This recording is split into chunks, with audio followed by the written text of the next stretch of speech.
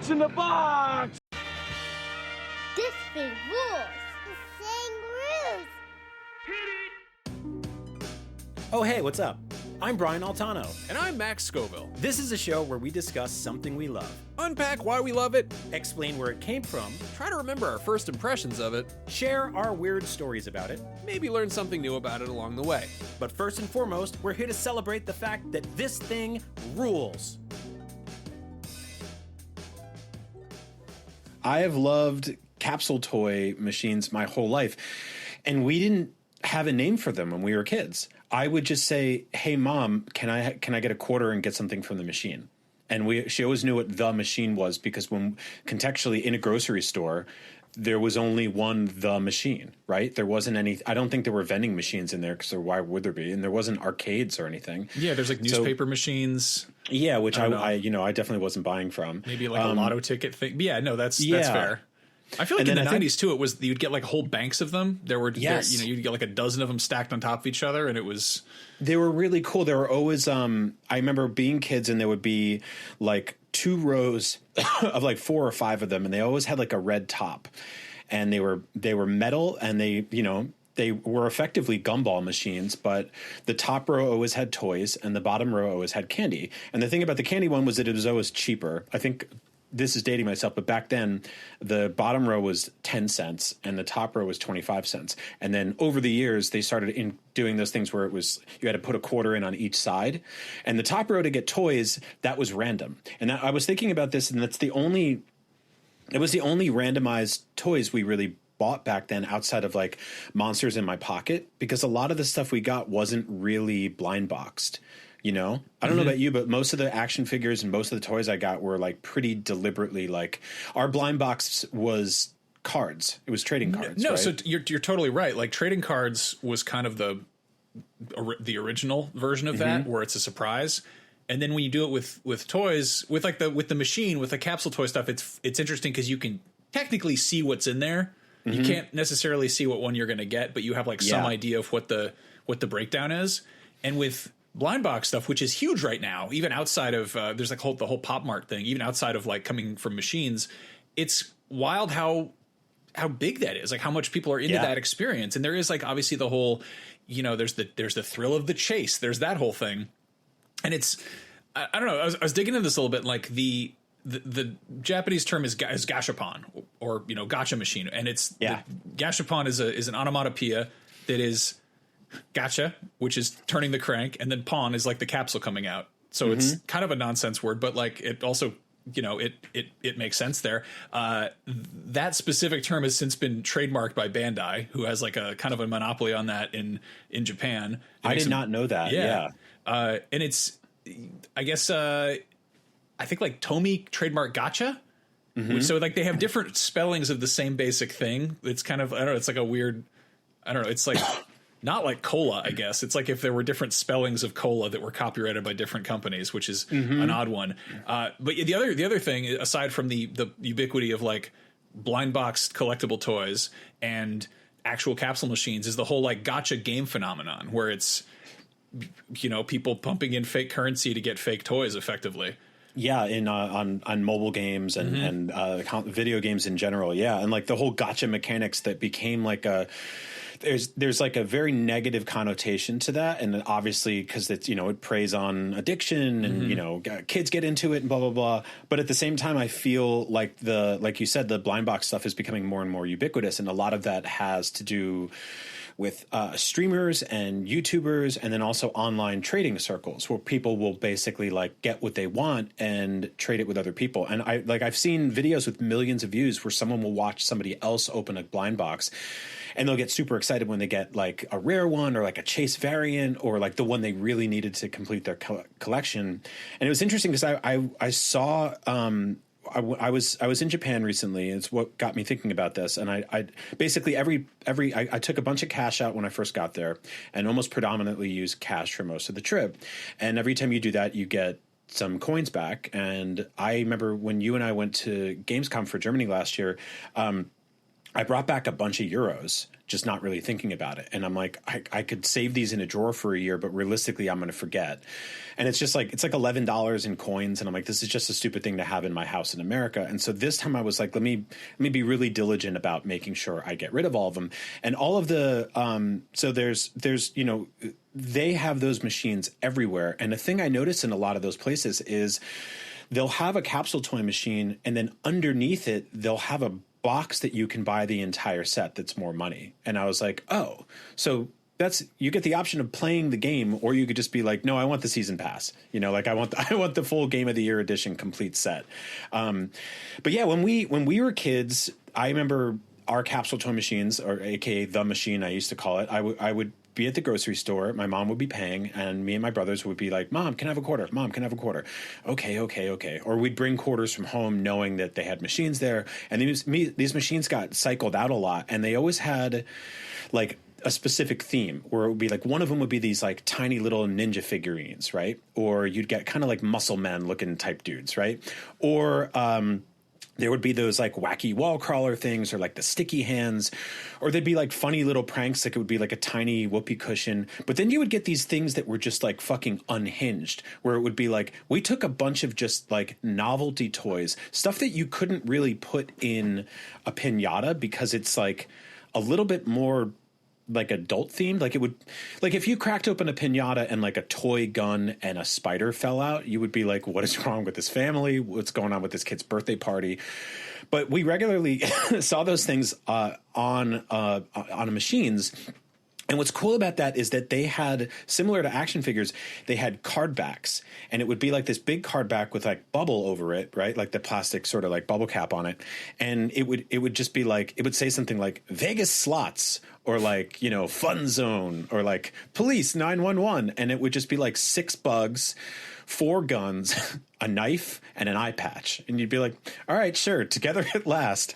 And obviously now, like, you know, the modern Gashapon stuff has a lot, they have a more cohesive theme per thing, but also they have equally unhinged themes, right? Like you and I both ended up with something that's like animals pooping, and you don't know which one you're going to get. I got a cow sitting on a toilet. I think you said you got a koala. I got a polar bear taking a piss at a stand-up urinal. Amazing. Yeah, this is like, there are trends in sort of Gashapon stuff in Japan. Like they're constantly churning out new stuff. And there's, what I really appreciate about it is you can track these things down online, but it's a pain in the ass to the point where it's actually thrilling to see them out in the wild. Yeah. And there are American gacha parlors. Like there was recently a manga exhibit at the De Young Museum in San Francisco. Oh, yeah. And they had a bunch of like art from like, you know, JoJo's Bizarre Adventure and One Piece and stuff. And then outside they just had like a giant ass wall of Gashapon machines. And I saw that. It was so funny because like there's the traditional exit through the gift shop. And then this one was like, oh no, what about these machines, which I love. But the thing that's cool is like, you know, with the American version, we often got basically crappy versions of existing toys. You know, you'd get little figurines. They were like knockoff Ultimate Muscle or whatever. Those ubiquitous little ninjas, those like only existed in vending machines. But then you'd get stuff like the sticky hand. Everyone knows the sticky hand. There was that one particular type of slime. Yes, felt cold no matter what you did. It was just it was clammy slime. It was so cold, and it had such a weird smell. I know exactly what you're talking about. Yep. And then, I don't know, you get stuff like Parachute Men. There was always the jewelry that you probably didn't want. And then there were Homies dolls, which came along, which were... Oh, yeah, Homies dolls were in there. Those were interesting because that was when it sort of started having its own kind of, you know, these toys had their own personality, their own thing. It was a name brand. Like, you couldn't go and just buy those, I don't think. I never saw Homies in, like, an actual toy store. I mean, like, I would see my Homies. Like, you know, I've hung out with you at the toy store, but you know, I didn't like Homies dolls. Like they were a vending machine thing. In Japan, the entire Gashapon industry, like the fact that you have companies like Bandai Namco and Tomy making bespoke lines of toys that are specifically for this format and it's so cool, and they're like shockingly high quality. They're awesome. They're really high quality, and what I love about them is that they manage to fit a lot into a small capsule sometimes. And for a lot of them, they're like little things you need to actually build, right? Like it'll be like 5 or 6 pieces, and you have to stick them together. And you're like, oh, I built a little articulated action figure with like great paint. And, the first cool one mold. I remember getting, like I remember hearing the term Gashapon back in my like proto weeaboo days before I knew. I don't think I really even understood the whole capsule, like the capsule toy culture in Japan. And they had taken there's like a line of Akira figurines that are all based on specific bits from the manga, which is kind of interesting on its own that they didn't go after the movie. It's like all these really kind of deep cut, characters and panels. And they're these gorgeously painted little PVC figurines. And this was like 2003. This is a long time ago. And I bought one at Suncoast Video that was just packaged in a little box and kept on the counter there. And I remember, I don't know, my local Tower Records had like little Kubrick minifigs, which were blind box. And again, this is the kind of thing that you would probably get from a machine for a couple bucks. You turn the crank, it would come out in a capsule or just in the box in Japan. But stateside, it was almost presented as like this sort of designer thing where it's like it's up at the front counter, like there's something kind of exotic about it. What's crazy though is these Akira ones are still kicking around. And I like new. I think they keep them in production to a certain degree, or like they just kind of reissue them every few years. And I've had the urge to just buy the whole set. Yeah. But I've never pulled the trigger on that because it just doesn't feel as fun. Like I'm so much more excited at the prospect of running into a machine that has these guys out in the wild at some point, whether that's, at I don't know, like a Suncoast Video pop-up, bringing back the early aughts favorites or whatever, or actually seeing one at a machine in Japan. There's a really, really cool, weird anime used toy store in the East Bay called Kimono My House, which is also coincidentally named after a great Sparks album. And I was there poking around, and they had a bunch of the Akira Gashapon. Oh shit. That were like original run, dusty as hell. And I don't know, I bought one, and it was like, I think, theoretically in Japan, originally you'd put in 500 yen, which is about $5, and you get this little plastic thing. I think I paid like maybe $15, $17 for one of the few figures they had kicking around. And it was like one of the little see-through ghost boy, little blue kid. I wanted like Kaneda with his motorcycle, but that one was more expensive. I was like, I don't know, I'll hold out and try to get that. But like that's Akira. Like that's a well-known thing. That's a known quantity. There's countless Dragon Ball and Naruto and whatever stuff from like popular brands. The stuff that's so cool is the bizarre stuff, like the really weird. Like, okay, you just went to Japan. You showed me like a slideshow of the different stuff you got from capsule machines. I want to hear about it. I want you to go through the greatest hits of capsule toys in Japan now. I'll start with the one that was sold out that I really wanted. I sent you a picture of, because there were a bunch that I just took pictures of the machine because I was like, this is just great that this exists. And one of them it's a gorilla, and he's just like fucking up a traffic cone, or he's just like fighting it. And in one of them, he's like drinking, he's like pounding a bottle of sake. And then in the other arm, he's just like, he's got like a traffic cone and a headlock. The other one, he's like drunk and he's torn through it and he's wearing it as a hat. He's doing like an elbow drop on one of them. And I'm like, why? Like, what is, I couldn't even begin to understand the messaging here, what they're trying to tell you. And I don't even need to know the reasoning behind it. I just think it's fun. Like, it's fun. The idea of somebody like leaving a laundromat or a restaurant and being like, oh, I got a little pocket change. They reach for their keys and they pull out, 500 yen and they shove it in this machine and they get a gorilla fighting a parking cone. And they're like, that thing was made for? That was made for Japanese businesmen who have been drinking and are possibly wearing parking cones as hats. Like, that's just perfect. Like, if I saw that, and I have a couple, little 500 yen coin in my pocket, fuck yeah, I'm going to go for that. Fuck yeah. The second you were like, I wish I'd gotten that, the second I went on eBay and started searching like gorilla parking cone figurine. I don't know what the fuck to search for. I have no idea. It's possible those are new enough that they're just not distributed on eBay. Fun fact, there's a separate eBay for Japan only. If you ever need to get stuff from Japan, look for that. I did not know that. Yeah, it's more complicated. But yeah, anyway, I could not find it on Western eBay at all. But again, like what's, you know, if it was like, hey, I saw this, you know, these Gashapon figurines from my favorite movie, blank, I would know what to search. Royalty-free gorilla just committing crimes Gorilla against public property. Yeah. Drunk. Like, What do you do with that? yeah, that's like one of those things you search on Instagram and an AI video comes up and you're like, that's not what I wanted. Yeah. Okay, let me run through some of my greatest hits. One of my favorite ones I got was the Johnsonville Brats lemon pepper sausages. I don't know why. So Johnsonville, the company that makes those like prepackaged sausages and hot dogs and shit, they have no presence in America in terms of being in capsule toy machines, as far as I know.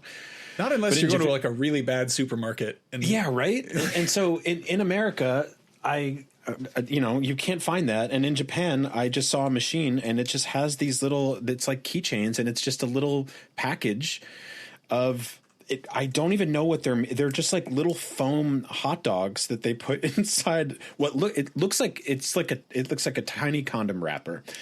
And it says Johnsonville on it, lemon pepper, and there's a picture of like a succulent dinner. And I was like, why do I need this? And I just got it, and cool. Got that. I got this other thing that's just like a bunch of different hot sauce bottles that have a skull, little like skull next to them. Cool. Got that. I saw one that's just Jaws. And so inside that one, I got they're basically these tiny play sets. One of them is the airplane from Jaws: The Revenge that comes with a little shark that has an articulated mouth and a fin that you snap on. It was actually like 5 pieces to put him together. And the other was it's like a slide, or it's like the dock. And the guy is sliding down the dock, and you stick his butt into this little. I think it's just Quint getting eaten there. Yeah, I think it's Quint getting eaten, and it's got a shark's mouth that you put at the bottom. And then I took that and I just stuck it in one of my wife's potted plants downstairs. So like, sure, why not? I got this blue ball that turns into, it looks like a morph ball, but it turns into like a spider robot with like a little eyeball on it. And sure, why not? It's just like a little transformer I got for 300 yen. I got a TV screen of an NES playing Kirby, specifically the part where he fights that tree that he fights every year. And it's just got a bunch of like apples and Kirby in it as little glass pieces that shake around. And I guess, there you go. That's a keychain. I got Leon S. Kennedy in the Capcom store. That was great. The Nintendo store has their own, in Osaka, has their own Gashapon system where you can buy these keychains that are pieces of controllers. And so you can get like either the yellow thumbstick from GameCube, or you can get the A and B buttons. I know those. Yeah. I've seen people with them. I love that they're just really weird, right? They're fidget toys. And they're fidget toys. Yeah. So you could just, you put them on your keys and you just play with them and mess around with them. I got like a baby blue PS5 DualSense. I got this like really gorgeous articulated frog. I was walking around Osaka by myself. This was a weird trip. So I've never gone to Japan by myself. Like, so I had a couple of days where I was working with some other folks, but for the most part, like I had 5 days in that country, like completely by myself. Like, and I did what we do when we go to Germany, but just with headphones in instead of like a friend to talk to. And I threw on a bunch of music. I put on some of my favorite albums and I just walked, and I had no plan. I had no destination really. I was in Osaka and Kyoto, and I was just like, I'm just going to see what happens. And I saw this castle in the distance in Osaka. It's a gigantic castle. It's pretty iconic. And I just walked towards it. And right next to it, I noticed they had this thing called, it's basically like a figure museum, like an action figure museum. And I was like, well, geez, I'm not religious or whatever, but this feels like fate telling me like, yeah, fucking go to the castle and go to the action figure museum. And, like a 7-Eleven sells these IPAs there that are really good. And I grabbed 2, I drank them on my walk over, and I threw them out and walked into the castle, checked it out, walked into the action figure museum, paid the 10 yen to get in. When you do that, they give you a token, and then the first thing you see are 6 Gashapon machines, right? And the 6 capsule toy machines, 5 of them had buttons and pins, and I was like, I don't really need a button or a pin. And the 6th one was fairy tales, and of those fairy tales, there's like Little Red Riding Hood and blah, blah, blah, blah, and one of them is the Bremen Town Musicians. And that's if you're familiar with that story, I know you and I are, Max, because we talk about. Why do we talk about that one so much? Because it's what is it? It's a donkey, a chicken, a cat, and a dog. Yeah, it's about the animals, and they're in the woods, and they keep getting robbed separately, and then they decide that they're gonna pretend to be some kind of like a band? Chimera. Like they just all stack on top of each other, and like the donkey starts braying, and the fox starts like gnashing his teeth, and the cat starts meowing, and the rooster starts crying, and they just make this cacophony and scare the shit out of the bandits or whatever. Yeah, and I was like, that Amazing was the one story. I want. And I dropped the coin in, I turn the thing, and it comes out, and I open it, and I'm like, I'm just beaming because I'm like, what? I was like, what the fuck? And it's great because it's all the individual animals, and they all have this little thing that clicks into each other, and it makes this little tower. And now I have this little tower of Bremerton animals, and more importantly, it reminds me of that museum. And that museum had a bunch of exhibits in it of capsule toys, and one of them was that one. And so it just made my day. And a thing I really like, and they have this, there's a place called the Japantown Mall in Japantown in San Francisco. They a couple years ago, they put in a capsule toy machine in there. And they do the same thing there that I saw a bunch of in Japan. So in Japan, like obviously tons of businesses just have one or two sitting outside. So you'll go to a restaurant, you'll come out, and there'll be a capsule toy machine there. And maybe it'll be like Mario themed, or maybe it'll be like somewhat themed to what's going on inside the place, which is really cool, right? Like I saw bookstores, and you come outside, and there's like little book themed ones where you get a keychain of a Japanese children's book. And so that happens, but they also have the dedicated places for them. And in a lot of these places, it's this big thing where not only do you get the capsule toy, but there's also a recycling bin for the capsule toys. And then there's a IKEA cubes, right? Or like the Target cubes that have little picture boxes inside of them and dioramas where you can take your toy and take a picture. And so like if you go in there and you get a Kirby, you can take that Kirby and you can put him on a bridge in Japan, or you can put him in the forest or put him on the beach, and you put your phone right in there and you take a picture, and your toy is now in its own little setting before you bring it home. And I think there's something just really cool about that. Like the thing is about American toy stores growing up is that you never opened up the toys in the store. Right? You took your toy, you went in the car, you opened it there, you gave it as a gift, you tore open the action figure packaging when you got home. Maybe you kept it in there. But no one keeps capsule toys in the capsule unless you're reselling them. So they want you to open them right there on the spot. You use your teeth and your claws, you rip the tape off, and you rip the capsule open, you dispose of the capsule properly, and you take the toy in your hand. And maybe you trade it with somebody else who's hanging out in front of the machine, or you take a picture of it in front of the thing. There's something really special about that culturally that I think we never really had in America. And like you, it took me a long time to learn what these things are. I think it was like once I first started getting a little bit of freelance money, and it overlapped with, me being a forever video game nerd with brain damage. And I started like started collecting little Mario figurines and weirdo Mario stuff. And I went on eBay and I was like, Japanese Mario toy. And I saw this line of figurines, these Gashapon Mario figures. And I was like, what does Gashapon mean? And I Googled it and I looked it up. And there's these weird, they almost look like mechanical. They almost look like little, like borderline marionette. And they made a line, and it's Wario, Bowser, Peach, Toad, Mario, and Luigi. I think Donkey Kong also. And I got the full set of these things. At the time was like $30 imported, and which was like a huge deal for me. And I remember having them lined up on my shelf, and I can't find them anymore. And they're so much more expensive on eBay now. And I was hoping to find them in Japan, at least just Mario. So I will hunt them down eventually. But this was my first time being like, what are these things? I love that. And then I noticed they made Wind Waker ones. Or it's kind of like little Toon Link ones, and they're all in different colors. They have little articulate things and little weapons and stuff like that. And they were so cool. And at the time, you couldn't go into a store and buy, like, Nintendo hadn't partnered with Jakks Pacific yet. They weren't really doing, like, they had done stuff with, like, Coleco and Applause way back in the day for, like, figurines, but they weren't making articulated toys, and hadn't in a while. So it was this sort of weird dark ages for Nintendo toys. And then these were there. And I was like, oh, man, so there's this, like, underground secret network of getting official Nintendo toys. But you can only get them through randomized capsule toy machines in one specific region that I don't live in. And that made it so much cooler to me. And so I started trying to hunt them down. Mm-hmm. And so, yeah, they're really special. And I love that, like you said, they can be totally official. They can be totally weird. But it's just awesome that they exist. The funny thing about how we've experienced these things is it's completely backwards.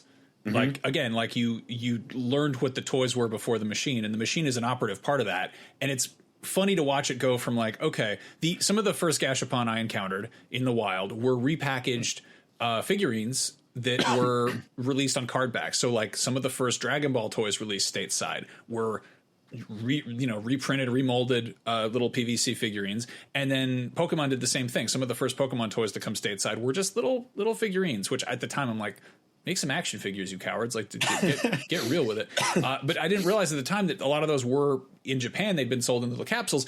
The funny thing about it is that both Dragon Ball and Pokemon have capsule mechanics in them.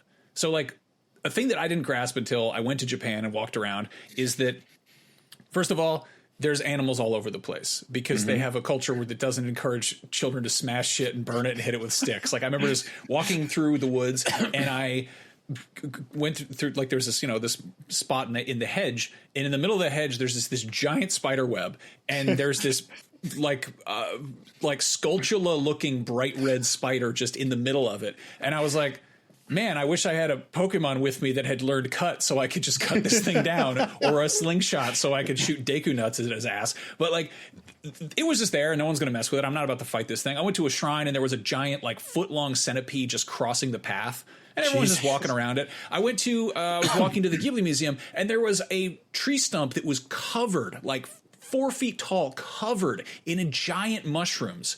And nobody had come along and just kicked them off, even though that's, a bunch of mushrooms is kind of nature's bubble wrap. Yeah. And so realizing that there's this kind of like, there's a lot of wildlife out there. Like, this was what inspired the dude who thought up Pokemon. I don't have his name in front of me. I should know that. But he used to go out and catch bugs, which is a whole thing that they do there. There's a whole like bug catching thing that little boys get their nets. They go out and do that. That's the whole thing in Animal Crossing.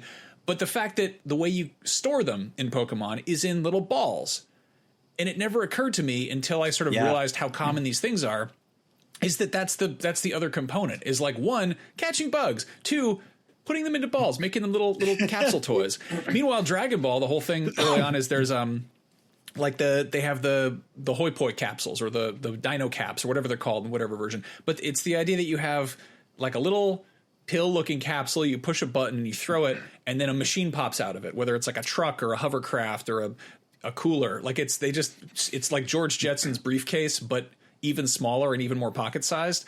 And it's a cool fantasy mechanic that makes sense, but it makes so much more sense knowing that there's this culture of little cool things coming in little capsules like that. And I looked it up, and like, Gashapon, they were inspired by American vending machines, but they've been around in Japan since 1965.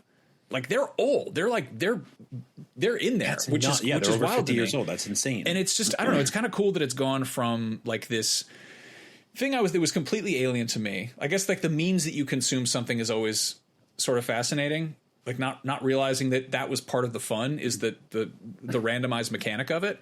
And then gradually that kind of caught up, and now it's caught up to the point where the machine has been removed entirely and the toy has been removed entirely. And you have stuff like Genshin Impact, where people are just pumping in coins and trying to get the virtual toy. Or you have like the Labubu craze, where you're buying a little box to get a mystery thing in it. Yep. And there's something fun there. It can be a little bit predatory at times, but it's also like, I don't know. It's a double dose of dopamine, where you're like, I get a toy, but I don't know what toy it is. No, you know what? It's funny you mentioned that, because like, I was a gigantic fan of Donkey Kong 94, right? The Game Boy Donkey Kong Mario game that came out.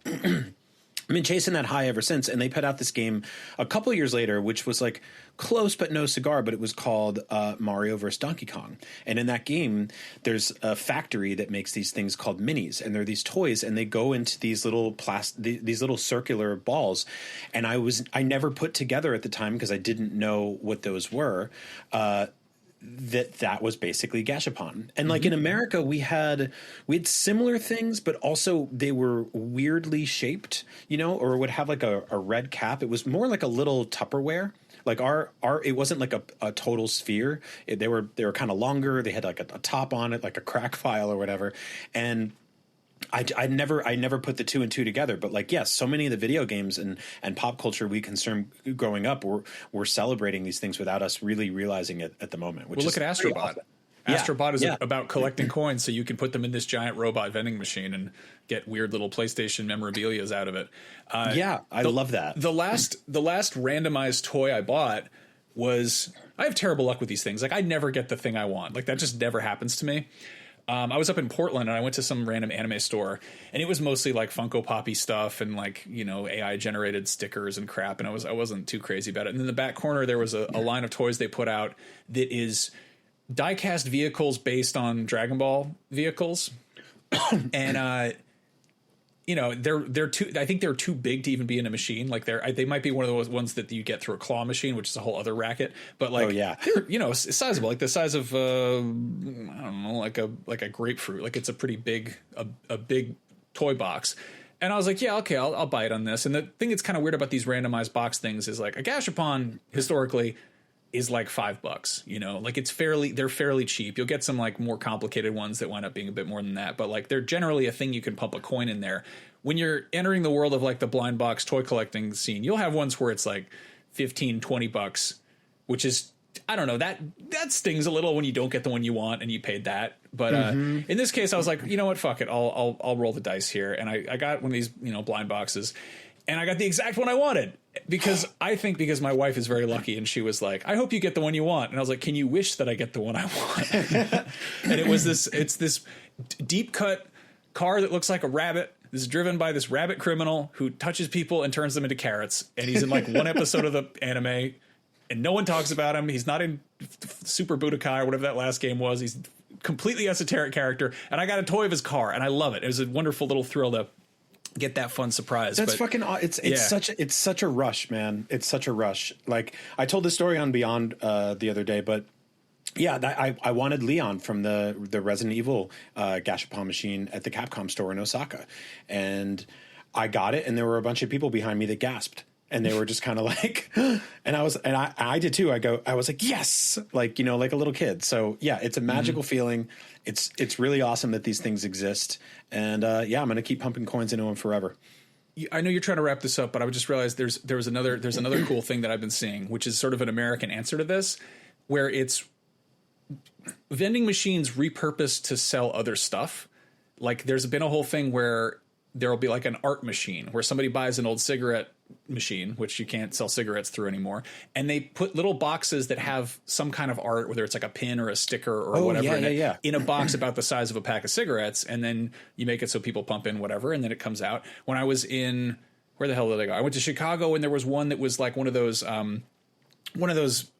not quite capsule machine, one of those old 90s sticker machines where you put in 50 cents or $1, and then you push that thing in really hard, and then that rectangular piece of cardboard pops out, and you open it up and you find out what's inside. And usually, you know, it used to be like a holographic sticker that said like "Lil Slut" or something. It was like big stinker. It's back off, I'm a big bitch, or whatever. Like, it would be, so it's like really, really weird stuff like that. I don't know. My other car is a bike. Yeah. Bad dude. But instead of that, it was prints. It was prints by local artists, and it was so cool to see that. When I was up in Portland, I forgot about this. I went to a bar that had like a full on one of those like 90s snack machines with the circular coil things. Yeah, and somebody there had started selling like mystery bags. I think they had like known quantity stuff in there, but it was all like absurd. So it'd be like a paddle ball, or it would be like a, you know, I don't know, like a hangover cure or like a novelty energy drink. But then they also had like mystery bags that were just like 5x7 envelopes that were stuffed with something. And I was like, I got us. And this is Portland, so it's all kooky and nonsense or whatever. And, you know, it was a bar, so I was generous. And I got one mystery bag and then one adult mystery bag. And I was like, where is this going to go?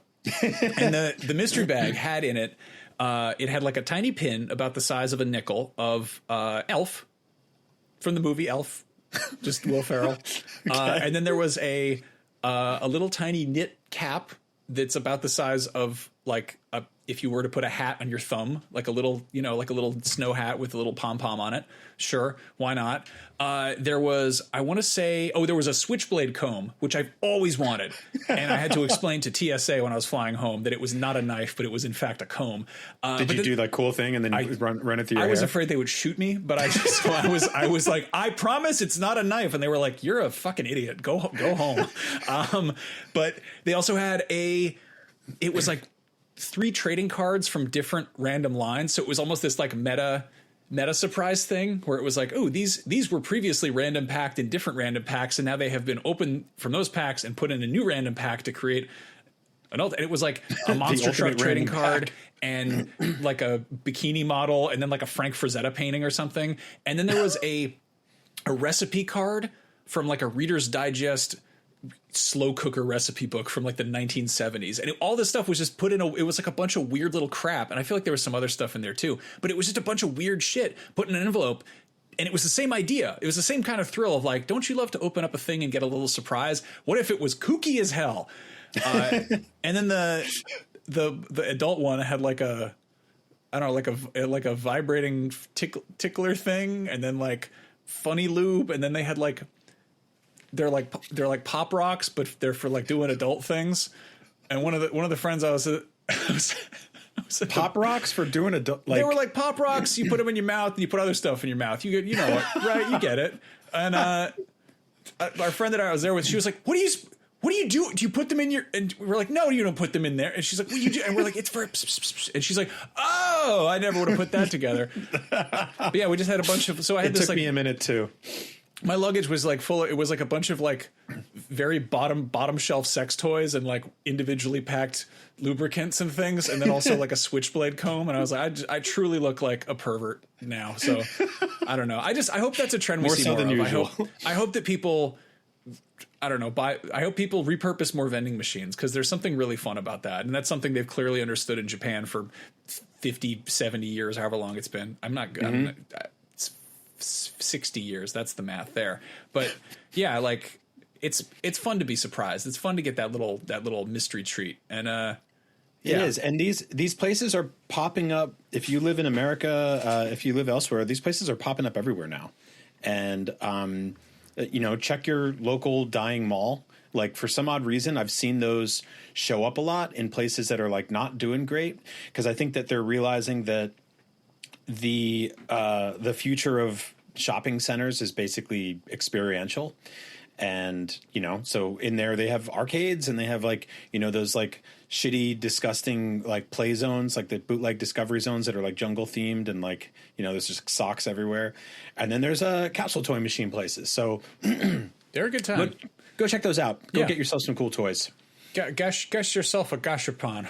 Gotta catch them all. Well, we got you in this episode, so let's. I actually don't remember the name of the guy who invented Pokemon. By the way, that's gonna mess me up.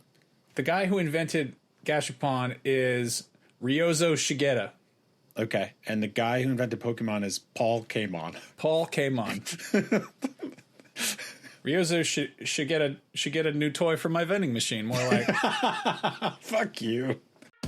And before we go, a big, huge special thanks to our executive producers on Patreon: Kevin Lemasurier, Steve Cam, Billy McKendry, Snake Chip Chunkling, Nick Vaughn, Ben Burkhalter, Anthony DePiro, and Paul Atienza. Thank you so much for your ongoing support. We love you. What you cooking? Nothing. Those look like Johnsonville brats. No. Come on, I know a Johnsonville brat when I see one. They're not Johnsonville. They are Johnsonville brats. I love them.